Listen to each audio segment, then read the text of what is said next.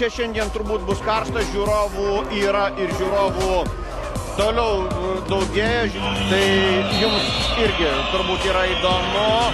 Brennanas muša į pietų ketvirtąjį. Subalansuota komanda, todėl čia tik laiko klausimas, kada turėjo subirėti kraujo žaidimas. Dabar Žalgirio ataka. Kuklės! Ir ima kamuolį varžovų vartininkas Brendanas Clarkas. Kuriamas, kol kas tikrai nesiseka užvaldyti aikštės vidurio. Oi, kokie spraga varžovų dabar. Ir reikia smūgiuoti. Ir Komalovas.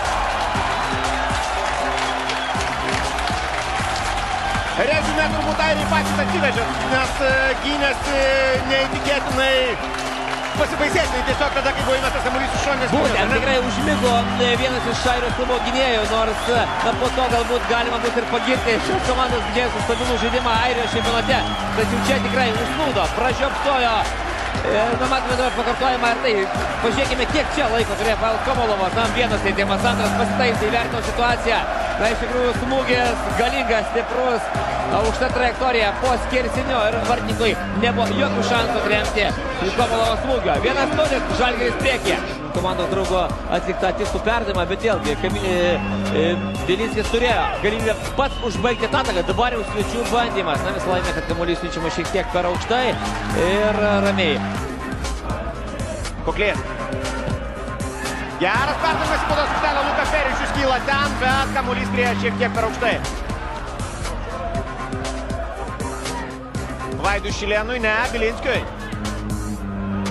Radavičius į baudos aikštelę. Ir Kuklės.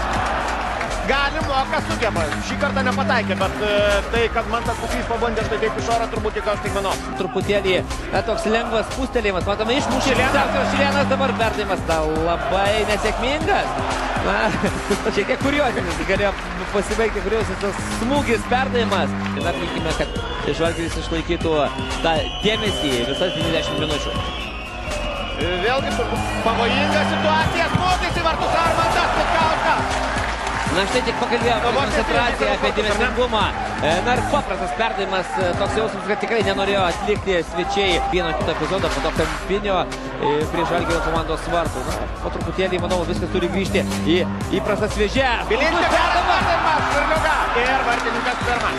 Puikiai kontrataka ir pelnytas indėlis tos rungtynės įvartį. Čia nuo šalies nėra. Birnas. Luka Peričius ir dabar reikia bandyti blokuoti. Ne, čia tiesiog kamuolys atšoko ne taip patogiai, kad būtų galima smūgiuoti. Išvykoje pralaiminėdama 0-1 ir nebijodama praleisti antrą įvarčio. Reiškia namų arenoje žaidžia panašų futbolą. Pavėlavo, palikti vartus ir... Ojojojojoj, 1-1. Štai jums ir svečių ataka. Na, turbūt dabar jau galėtume sakyti, kad brendo tendencija, ar ne? Vis dėlto kuriam laiko airiai buvo perėmę iniciatyvą, čia Andrius Skerla, aišku, nieko nebegalėjo padaryti. Čia ne Skerla, čia mano manymu, aišku, reikia žiūrėti turbūt pakartojimą ir matome, kad Vaido Šilėno kraštu, na vėlgi pozicinė klaida. Prisiminkime pirmajame kėlinyje epizodą. Tai yra schema iš esmės nekeičiama, dabar leidžiama smūgiuoti gana laisvai, pabando Gregas Bolgeris ir tenka padirbėti Armantui Vitkauskui. Jeigu airis iš tokios situacijos nekeltų, iš tokios padėties nekeltų kamuolį į baudos aikštelę, jis būtų turbūt ne airis. Apsigina Žalgiris.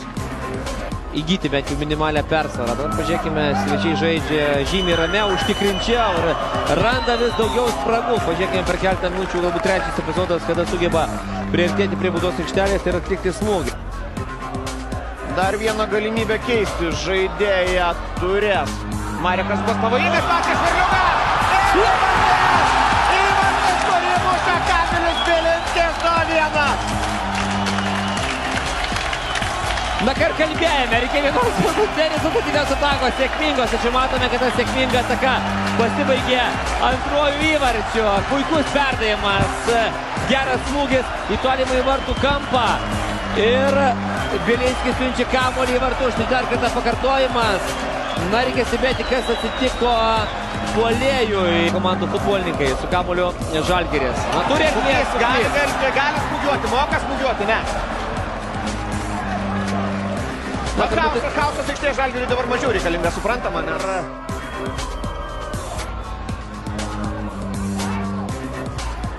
Ir puolėjas Filis Hjūzas. Na, Hjūzo pasirodymo aikštėje mes galbūt galime tikėtis sulaukti, nes pasirodžius aikštėje reikia manyti vietoj Bilinskio, na, apie tai pakalbėsime šiek tiek vėliau. Dabar Kamilis Bilinskis su kamuoliu. Komolovas. Iš toli. Geras smūgis, iš tikrųjų geras smūgis, galbūt buvo kitų variantų, galbūt buvo dešinėje. Tai yra svečiai, ilgiau kontroliuoja kamuolį. Juos verčia situacija. Na, vėlgi, žiūrint iš airių, Varpinės... Ojojoj.